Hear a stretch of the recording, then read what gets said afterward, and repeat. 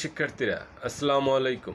শ্রীপুর মুক্তিযোদ্ধা রহমত আলী সরকারি কলেজের অনলাইন ক্লাসের পক্ষ থেকে তোমাদেরকে স্বাগত জানাচ্ছি। আমি সিরাজুল ইসলাম, প্রভাষক, ইতিহাস বিভাগ। আজকে আমি আলোচনা করব বাংলার ইতিহাস মধ্যযুগের একটি গুরুত্বপূর্ণ অধ্যায় নিয়ে। বাংলায় মুসলিম শাসনের সূত্রপাত পরবর্তী সময়ে প্রায় 200 বছরের স্বাধীন সুলতানি আমলের সূচনা হয়। আর এই স্বাধীন সুলতানি আমলের উল্লেখযোগ্য একটি শাসনামল হচ্ছে হোসেন শাহী বংশের শাসনামল। এই হোসেন শাহী বংশের সর্বশ্রেষ্ঠ শাসক ছিলেন আলাউদ্দিন হোসেন শাহ, যার নেতৃত্বে বাংলায় শান্তি শৃঙ্খলা পুনঃপ্রতিষ্ঠিত হয় এবং সাম্রাজ্য বিস্তৃতি লাভ করে। তো সেই সম্পর্কে আমরা বিস্তারিত জানব। তবে ইতিপূর্বে আমি আলোচনা করেছিলাম তোমাদের সাথে বাংলায় মুসলমানদের আগমন কিভাবে হয়েছিল এবং বাংলায় মুসলমান শাসন কিভাবে সুপ্রতিষ্ঠিত হয়েছিল, সেই বীর ইখতিয়ার উদ্দিন মোহাম্মদ বখতিয়ার খলজির বাংলা বিজয়ের বিভিন্ন অভিযান নিয়ে। আশা করি সেই ক্লাসটি তোমরা মনোযোগ সহকারে দেখেছ এবং সেই জায়গা থেকে যে ধরনের প্রশ্ন তোমাদের পরীক্ষায় আসতে পারে সেই প্রশ্নের উত্তরগুলো তোমরা বাসায় বসে সমাধান করার চেষ্টা করবে।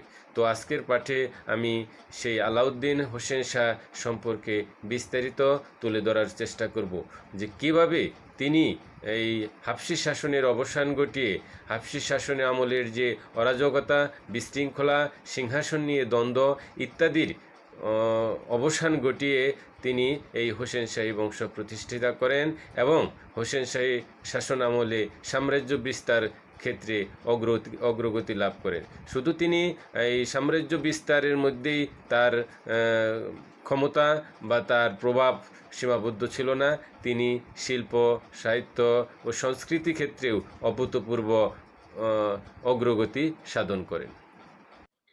এখন আমরা দেখব আলাউদ্দিন হোসেন শাহ কিভাবে তিনি তার বাল্যজীবন কাটিয়েছেন, কিভাবে তিনি ভারতবর্ষে এসেছেন, কিভাবে তিনি সিংহাসন লাভ করেছেন, কিভাবে তিনি রাজ্য বিস্তার করেছেন এবং কিভাবে তিনি শিল্প, সাহিত্য, সংস্কৃতি ক্ষেত্রে গুরুত্বপূর্ণ অবদান রেখেছেন। তবে প্রথম দিকে যদি আমরা দেখি যে এই আলাউদ্দিন হোসেন শাহ কোন প্রেক্ষাপটে তিনি বাংলার সিংহাসনে আরোহণ করেন। বাংলায় মূলত হাফসি শাসনের অবসান ঘটিয়ে উজির সৈয়দ হোসেন সুলতান আলাউদ্দিন হোসেন শাহ উপাধি ধারণ করে সিংহাসনে আরোহণ করেন। আর এরই মাধ্যমে হাফসি শাসনের দুর্যোগময়, অন্ধকারময় অধ্যায়ের অবসান ঘটে। সূচিত হয় শান্তি শৃঙ্খলার এক উৎকর্ষ যুগ।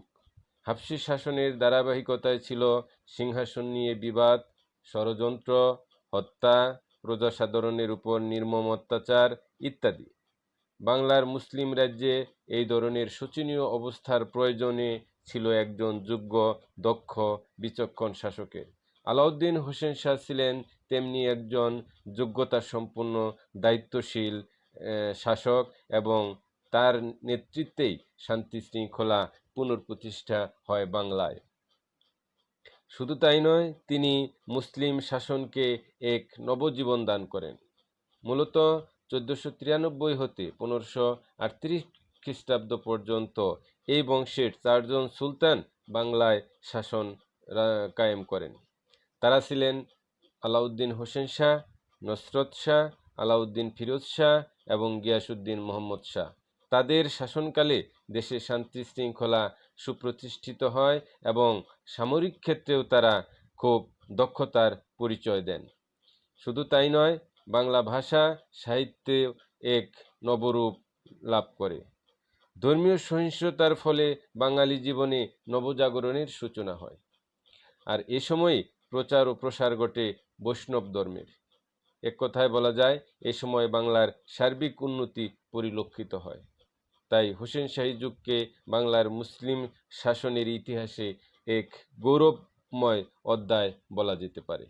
তবে হোসেন শাহর ইতিহাস বিনির্মাণের ক্ষেত্রে আমাদেরকে কিছু প্রামাণিক ইতিহাস উপাদানের উপর নির্ভর করতে হয়। তো সেই সম্পর্কে আমাদের জানা দরকার, কোন কোন উৎস এবং সোর্সের ভিত্তিতে আমরা আলাউদ্দিন হোসেন শাহর ইতিহাস পুনর্নির্মাণ বা বিনির্মাণ করে থাকি। বাংলার অন্যান্য সুলতানদের মতো আলাউদ্দিন হোসেন শাহের প্রামাণিক ইতিহাস উপাদান ওইভাবে পাওয়া যায় না। কিছু বিক্ষিপ্ত শিলালিপি এবং তথ্যের ভিত্তিতে আমরা তার ইতিহাস পুনর্নির্মাণ করতে সক্ষম হই। তবে সমসাময়িক লেখনীতে তার রাজত্বকাল সম্বন্ধে ইতস্ত বিক্ষিপ্ত তথ্যই পাওয়া যায়। আরবি, ফার্সি, বাংলা, সংস্কৃত, উড়িয়া, আসামিয়া, পর্তুগিজ প্রভৃতি ভাষায় লেখা বিভিন্ন সূত্রে আলাউদ্দিন হোসেন শাহ সম্বন্ধে খণ্ড খণ্ড তথ্য পাওয়া যায়। পরবর্তীকালের বিভিন্ন লেখা ফরাসি ইতিহাসেও কিছু কিছু তথ্য রয়েছে, তবে এগুলোর মধ্যে একমাত্র রিয়াজুস সালাতিনে রয়েছে কিছুটা বিস্তৃত এবং ধারাবাহিক ইতিহাস। সমসাময়িক বাংলা সাহিত্যের বিশেষ করে চৈতন্য জীবনী গ্রন্থসমূহে আলাউদ্দিন হোসেন শাহ সম্পর্কে তথ্য পাওয়া যায়। তাছাড়া উড়িষ্যার মালাদিপঞ্জি, আসামের বুরুঞ্জি এবং ত্রিপুরার রাজমালায় ওইসব দেশের সাথে হোসেন শাহের যুদ্ধ বিগ্রহের কিছু তথ্য রয়েছে। তবে এর কোনোটি সমসাময়িক নয় এবং এদের বর্ণনায় পক্ষপাত সুস্পষ্ট লক্ষ্য করা যায়। আলাউদ্দিন হোসেন শাহের রাজত্বকালেই পর্তুগিজরা প্রথম বাংলায় পদার্পণ করেন। ফলে কয়েকজন পর্তুগিজ পর্যটকের ভ্রমণ বৃত্তান্তে, বিশেষ করে জোয়াদা বেরোস প্রমুখ পর্তুগিজ ঐতিহাসিকদের লেখনীতেও তার সম্পর্কে আমরা কিছু তথ্য পাই। মোটামুটিভাবে এই সকল সূত্র এবং তথ্যের উপর ভিত্তি করে আলাউদ্দিন হোসেন শাহের ইতিহাস পুনর্নির্মাণ করা হয়। তো প্রথমেই আমরা দেখব যে আলাউদ্দিন হোসেন শাহ বাল্য জীবন কেমন ছিল এবং তিনি কিভাবে ক্ষমতার কাছাকাছি পৌঁছেন। আলাউদ্দিন হোসেন শাহের বাল্য জীবন ও ক্ষমতা সম্পর্কে স্পষ্ট কোনো তথ্য বা নিদর্শন আমাদের হাতে নেই। বিভিন্ন সূত্র থেকে যেসব তথ্য পাওয়া যায় তার ভিত্তিতে আধুনিক পণ্ডিতগণ বিভিন্ন ধরনের মতবাদের অবতারণা করেছেন।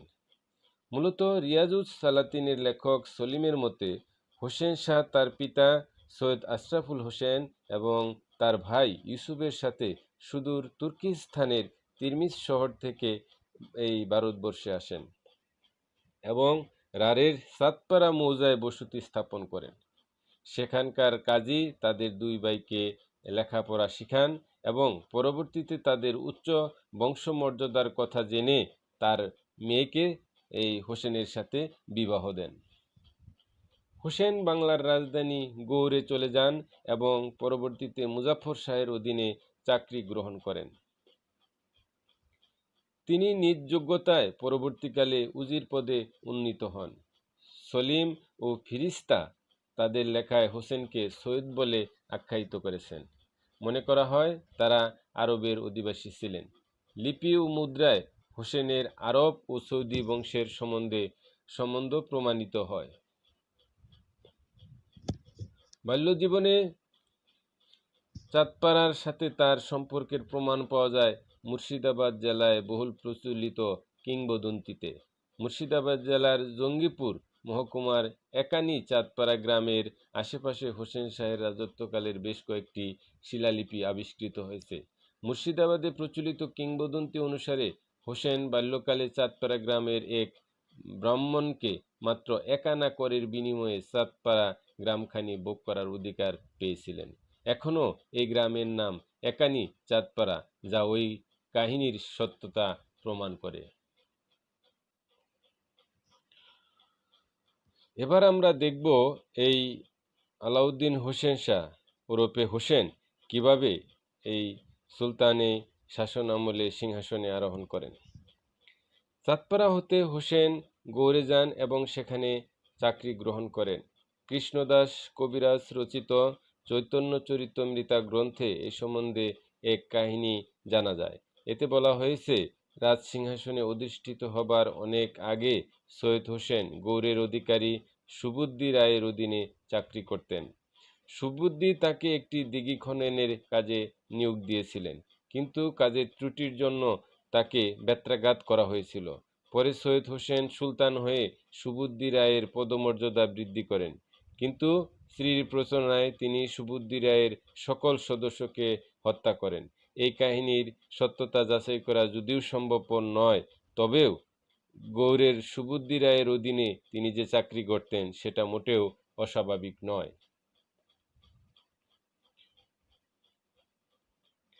ধারণা করা হয় সামান্য চাকরি হতে হোসেন শাহ নিজ যোগ্যতা বলে সিংহাসনে আরোহণ করেন এবং খুব সম্ভবত হাফসি সুলতান মুজাফর শাহের রাজত্বকালে তিনি উজির পদে অধিষ্ঠিত ছিলেন। গোলাম হোসেন সলিম ও নিজামুদ্দিন আহমেদ বকশী তাকে উজির বলেই উল্লেখ করেছেন। মুজাফর শাহের হত্যার পর তিনি মুজাফর শাহের হত্যার সাথে তিনি জড়িত ছিলেন বলে অনেকে ধারণা করেন, তবে তার ভূমিকা সম্পর্কে সঠিক কোনো তথ্য আমাদের হাতে নেই। খুব সম্ভবত মুজাফর শাহের মৃত্যুর পর রাজ্যের আমত্তগণ মিলিত হয়ে হোসেন শাহকে সুলতান পদে মনোনীত করেন। তো আলাউদ্দিন হোসেন শাহ সিংহাসনে আরোহণ করেই তিনি দিল্লির সুলতান সিকান্দর লোদির সাথে সংঘর্ষে জড়িয়ে পড়েন। অভ্যন্তরীণ শান্তি ও শৃঙ্খলা পুনঃস্থাপন করে সুলতান আলাউদ্দিন হোসেন শাহ রাজ্যসীমা সম্প্রসারণের দিকে গভীর মনোনিবেশ করেন। এক্ষেত্রে সিকান্দর লোদির সাথে সন্ধি ও উত্তর বিহার অধিকার ছিল তার প্রথম পদক্ষেপ। সিংহাসনে আরোহণের 2 বছরের মধ্যে হোসেন শাহ দিল্লির সুলতান সিকান্দর লোদির সাথে সংঘর্ষে জড়িয়ে পড়েন। বিশেষ করে 1494 খ্রিস্টাব্দে দিল্লির সুলতান সিকান্দর লোদি ও জৈনপুরের শর্কি শাসক হোসেন শাহ শর্কির সংঘর্ষ চরমে পৌঁছায় এবং দিল্লির সুলতান হোসেন শাহ শর্কিকে বেনারসের যুদ্ধে সম্পূর্ণরূপে পরাজিত করেন। হোসেন শাহ শর্কি পরাজিত হয়ে বাংলা অভিমুখে পলায়ন করেন। বাংলার সুলতান হোসেন শাহ শর্কি সুলতানকে উপযুক্ত সম্মানের সাথে অভ্যর্থনা জানান। তিনি তাকে রাজনৈতিক আশ্রয় দেন এবং ভাগলপুরের কাছে কহলগাঁও-এ থাকার ব্যবস্থা করেন। হোসেন শাহ সম্ভবত মনে করেছিলেন যে জৈনপুর রাজ্য দিল্লি ও বাংলার মধ্যে ব্যবধান হিসাবে থাকলে তার পক্ষে কল্যাণকর হবে। জৈনপুরের শাসকদের প্রতি আলাউদ্দিন হোসেন শাহর এই মিত্রতাসুলভ আচরণ সিকান্দর লোদি অত্যন্ত ক্ষুব্ধ হন। এক্ষেত্রে তিনি 1495 খ্রিস্টাব্দে মাহমুদ খান লোদি এবং মোবারক খান লোহানীর নেতৃত্বে হোসেন শাহের বিরুদ্ধে এক সেনাবাহিনী প্রেরণ করেন।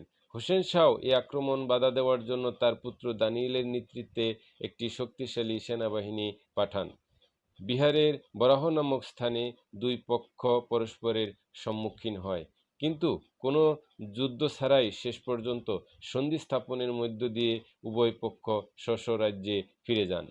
সন্ধির সময় হোসেন শাহের পক্ষে দানিয়েল প্রতিশ্রুতি দিয়েছিলেন যে সিকান্দর শাহের কোনো শত্রুকে ভবিষ্যতে আর বাংলায় আশ্রয় দেওয়া হবে না, কিন্তু পরবর্তীকালের ঘটনাবলী থেকে বোঝা যায় যে এই শর্ত সঠিকভাবে তিনি পালন করেননি।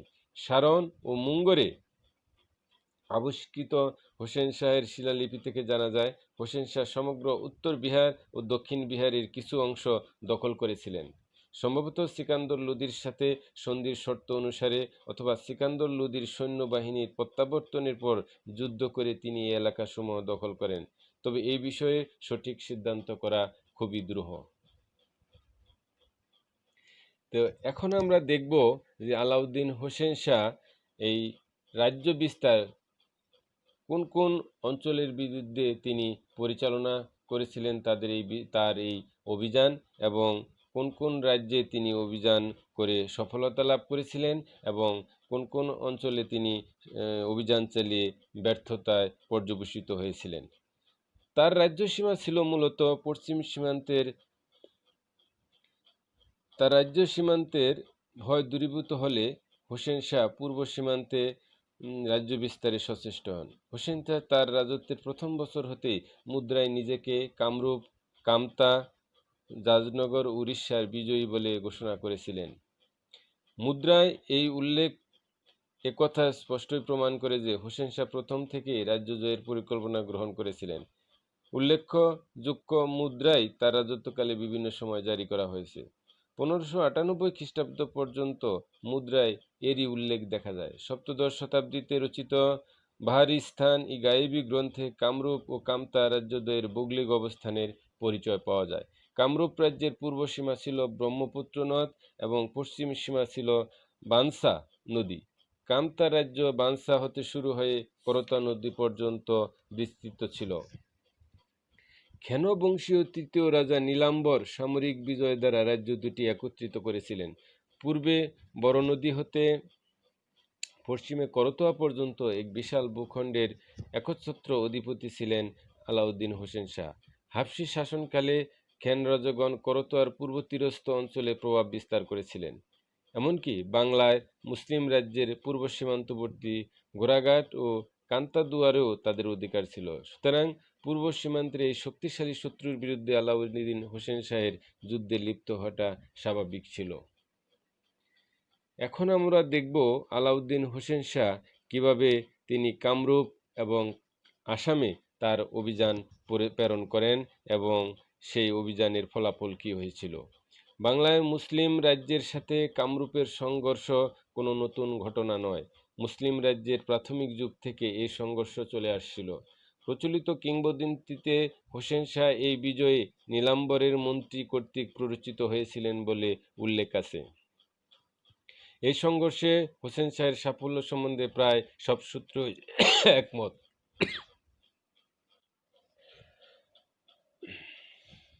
এই সংঘর্ষে হোসেনের সাফল্য সম্বন্ধে প্রায় সব সূত্রই একমত। তবে কোনো কোনো সূত্রে উল্লেখ আছে যে মুসলমানদের জয় হয়েছিল বিশ্বাসঘাতকতার মাধ্যমে।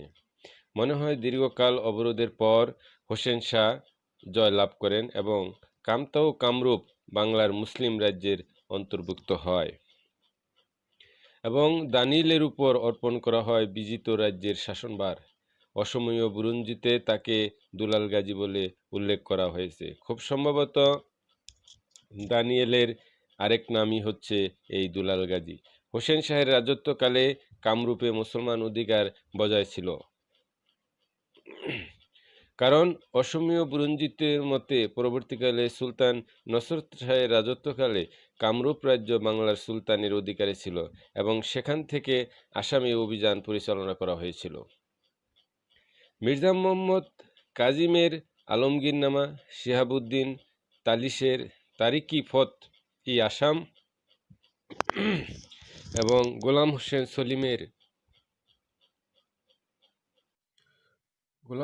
সলিমের রিয়াজুস সালাতিন গ্রন্থে হোসেন শাহ কর্তৃক আসাম অভিযানের উল্লেখ রয়েছে। অসমীয়া বুরঞ্জিতেও এর সমর্থন পাওয়া যায়। ধারণা করা হয় যে হোসেন শাহ কামরূপ বিজয়ের পর ব্রহ্মপুত্র উপত্যকায় অভিযান প্রেরণ করেছিলেন। এই বাহিনীর সাথে প্রেরণ করা হয়েছিল এক বিশাল অশ্বারোহী পদাতিক সেনাবাহিনী এবং নৌবাহিনী। আসামের রাজা তাকে বাধা না দিয়ে সমতল অঞ্চলে পালিয়ে যান এবং হোসেন শাহ সমতল অঞ্চলে পুত্র দানিয়েলকে রেখে ফিরে আসেন। কিন্তু বর্ষার আগমনের সাথে সাথেই আসাম রাজ্য পাল্টা আক্রমণ করে। বর্ষাকালে সমগ্র অঞ্চল প্লাবিত হয়। মুসলমান সৈন্যদল চরম বিপদের মধ্যে পড়ে এবং পরাজিত হয় এবং স্বরাজ্যে বিতাড়িত করতে বাধ্য হয় আসাম রাজ। মোটামুটিভাবে বিভিন্ন সূত্রের ভিত্তিতে এটাই মনে হয় যে প্রাথমিক সাফল্যের পর হোসেন শাহের আসাম অভিযান শোচনীয় ব্যর্থতায় পর্যবসিত হয়েছিল। আসামের হোসেন শাহী পরগনা নামে একটি পরিচিত একটি অঞ্চল এখনও হোসেন শাহের স্মৃতি বহন করে। তবে ধারণা করা হয় 1494 খ্রিস্টাব্দ হতে 1518 খ্রিস্টাব্দ পর্যন্ত সময়ের মধ্যে এই কামরূপ, কামতা, উড়িষ্যা ও জাজনগর জয়ের উল্লেখ আছে। তাই 1494 খ্রিস্টাব্দ হতে আসাম অভিযান শুরু হয়। খুব সম্ভবত 1498 পর্যন্ত তার এই অভিযান পরিচালিত হয়। এবার আমরা দেখব আলাউদ্দিন হোসেন শাহ কিভাবে উড়িষ্যায় অভিযান পরিচালনা করেছিলেন। উড়িষ্যার সাথে হোসেন শাহের সংঘর্ষ হয়েছিল ষোড়শ শতাব্দীতে। পর্তুগিজ ভ্রমণকারী বারবোসা এই সংঘর্ষের উল্লেখ করেছেন। রিয়াজ ও বুকাননের পাণ্ডুলিপিতে এবং সমসাময়িক বাংলা সাহিত্যে, বিশেষ করে বৃন্দাবন দাসের লিখনীতে এই সংঘর্ষের উল্লেখ পাওয়া যায়। উড়িষ্যার মাদলা পঞ্জিকায় 1509 খ্রিস্টাব্দে উড়িষ্যা গৌড়ের মুসলিম সেনা কর্তৃক আক্রান্ত হওয়ার উল্লেখ রয়েছে। সমসাময়িক উড়িষ্যা রাজ প্রতাপ রুদ্রদেব ছিলেন শক্তিশালী রাজা। তার রাজত্বকালে 1510 খ্রিস্টাব্দের এক লিপিতে মুসলিম কর্তৃক ঋতরাজ্য পুনরুদ্ধারের উল্লেখ হোসেন শাহের আক্রমণের কথাই প্রমাণ করে। তবে হোসেন শাহের এই সাফল্য দীর্ঘস্থায়ী হয়েছিল কিনা সেই বিষয়ে সংশয় রয়েছে। তবে ক্ষণস্থায়ী সাফল্য যে হয়েছিল এই বিষয়ে কোনো সন্দেহ নেই। উড়িষ্যার পরে আলাউদ্দিন হোসেন শাহ ত্রিপুরা ও আরাকান রাজ্যে তার অভিযান পরিচালনা করেন। হোসেন শাহ ও ত্রিপুরা রাজার মধ্যে বহুদিন আগে থেকেই যুদ্ধ বিগ্রহ চলে আসছিল। ত্রিপুরা রাজাদের ইতিহাস রাজমালায় এই সংঘর্ষের উল্লেখ রয়েছে। কখন হতে প্রকৃতপক্ষে ত্রিপুরার সাথে হোসেন শাহের যুদ্ধ হয়েছিল সেই বিষয়ে সঠিক ধারণা করা যদিও সম্ভব নয়, তবে সোনারগাঁয়ে এই প্রাপ্ত হোসেন শাহের এক লিপি থেকে জানা যায় 1513 খ্রিস্টাব্দের পূর্বেই তিনি ত্রিপুরার কিয়দংশ জয় করেছিলেন এবং এই লিপিতে হোসেন শাহের কর্মচারী খাওয়াস খানকে ত্রিপুরার সরি লস্কর বলা হয়েছে। কবীন্দ্র পরমেশ্বর তার মহাভারতে হোসেন শাহ কর্তৃক ত্রিপুরা জয়ের উল্লেখ করেছেন। শ্রীকর নন্দীও লিখেছেন যে তার পৃষ্ঠপোষক হোসেন শাহের অন্যতম সেনাপতি ছুটিখান ত্রিপুরার বিরুদ্ধে যুদ্ধ করে সাফল্য লাভ করেছিলেন। রাজমালায় হোসেন শাহ ও ত্রিপুরা রাজে ধন্যমাণিক্যের মধ্যে একাধিক সংঘর্ষের উল্লেখ রয়েছে। গৌড়ের মল্লিক এবং হাতিয়ান খানের অধীনে প্রেরিত অভিযান ত্রিপুরা বাহিনী কর্তৃক বিতাড়িত হয়, তবে পরবর্তীকালের অভিযানে যে সাফল্য লাভ করেছিলেন তা লিপিপালা প্রমাণ করে, এ বিষয়ে আমরা নিঃসন্দেহে বলতে পারি। ত্রিপুরার বিরুদ্ধে সাফল্য লাভ করে আলাউদ্দিন হোসেন শাহ চট্টগ্রামে অর্থাৎ আরাকান রাজ্যের সাথে সংঘর্ষে জড়িয়ে পড়েন। রাজমালা হতে জানা যায় যে ধান্যমাণিক্য কিছুকালের জন্য চট্টগ্রামের উপর আধিপত্য বিস্তার করেছিলেন।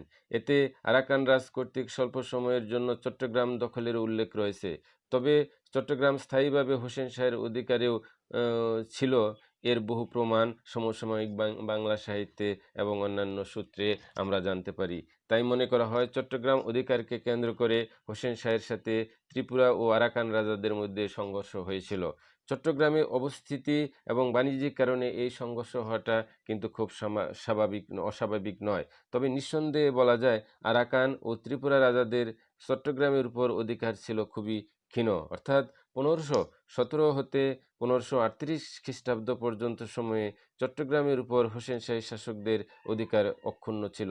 হোসেন শাহের পুত্র নসরত শাহ এবং খুব সম্ভবত পরবর্তীকালে পরাগল খান ও তার পুত্র ছুটি খান আরাকানের বিরুদ্ধে যুদ্ধে সাফল্য লাভ করেছিলেন। পরাগল খান ও ছুটি খান চট্টগ্রামের শাসনকর্তা নিযুক্ত ছিলেন।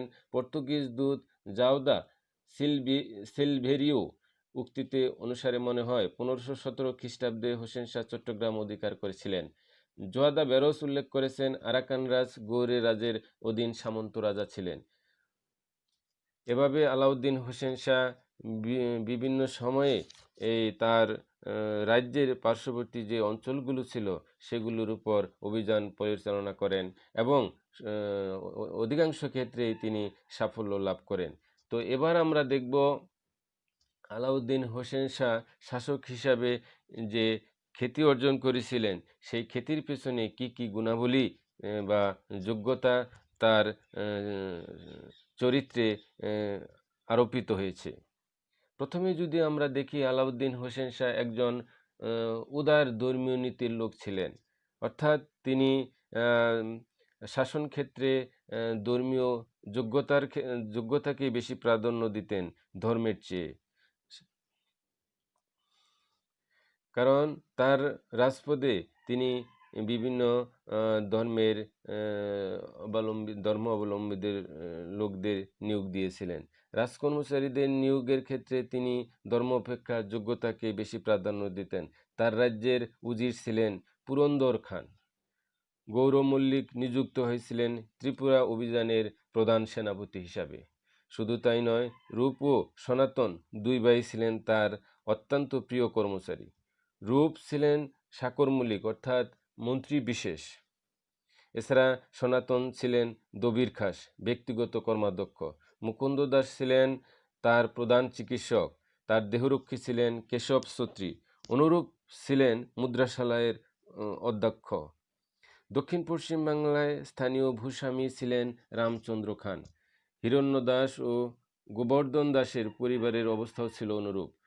জগাই ও মাধাই নবদ্বীপের কোতোয়াল ছিলেন। হোসেন শাহের অধীনস্থ শাসনকর্তাগণও হিন্দু কবি ও সাহিত্যিকদের পৃষ্ঠপোষকতা করেন। বাংলা ভাষায় মহাভারত প্রণেতা কবীন্দ্র পরমেশ্বর ও শ্রীকর নন্দী চট্টগ্রামের শাসনকর্তা পরাগল খান ও ছুটি খানের পৃষ্ঠপোষকতা লাভ করেছিল।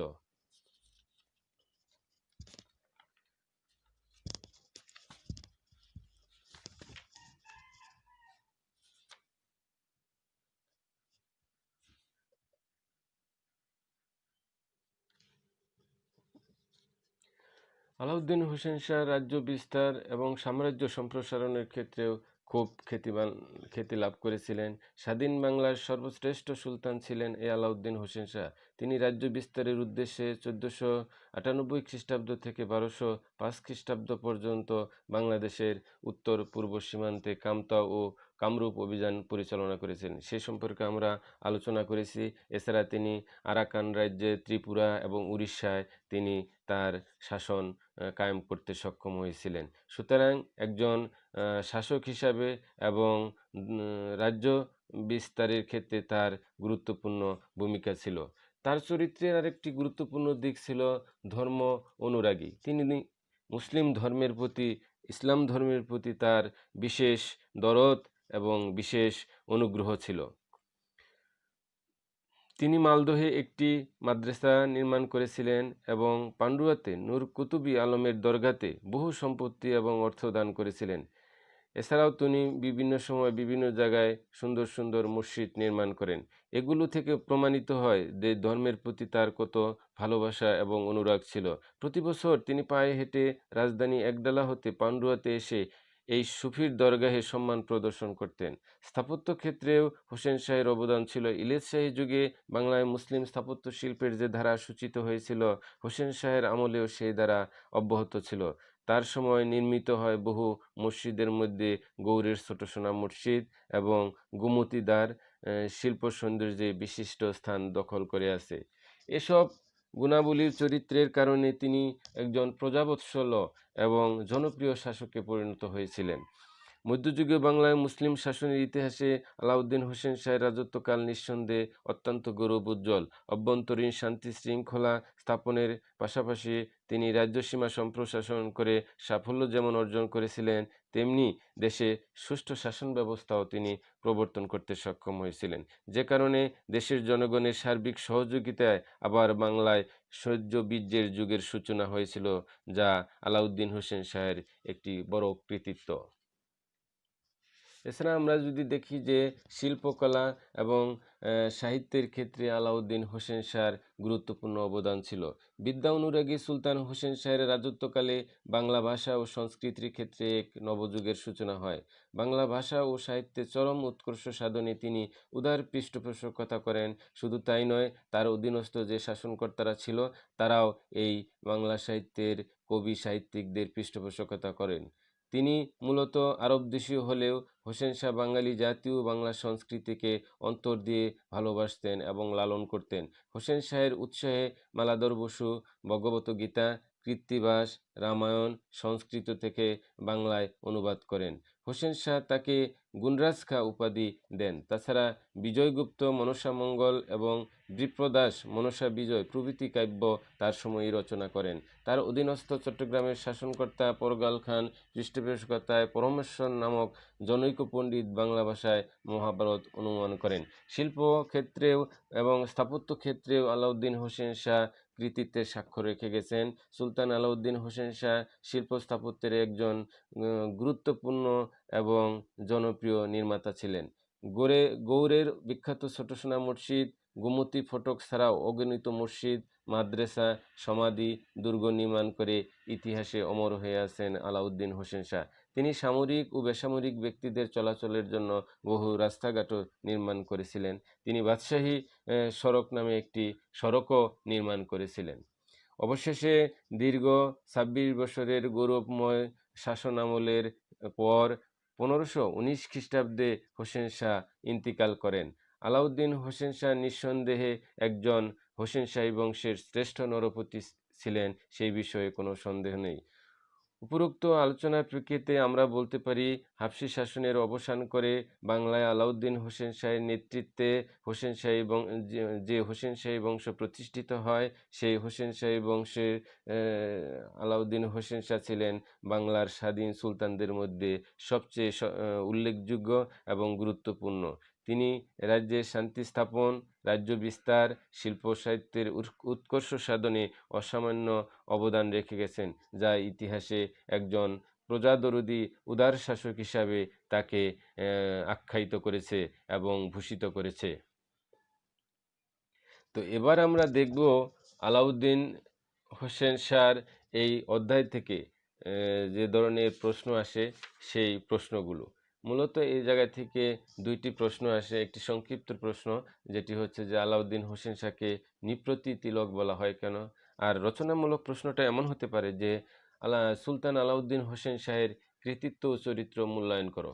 আশা করি আজকের এই আলোচনা তোমরা বুঝতে পেরেছ এবং বাসায় বসে এই যে উম, যে প্রশ্নগুলো আমি বললাম সেগুলোর উত্তর সমাধান করার চেষ্টা করবে। তো আজকের মতো আলোচনা আমি এখানে শেষ করছি। তোমাদের সুস্বাস্থ্য ও সুন্দর জীবন কামনা করে বিদায় নিচ্ছি। আল্লাহ হাফেজ।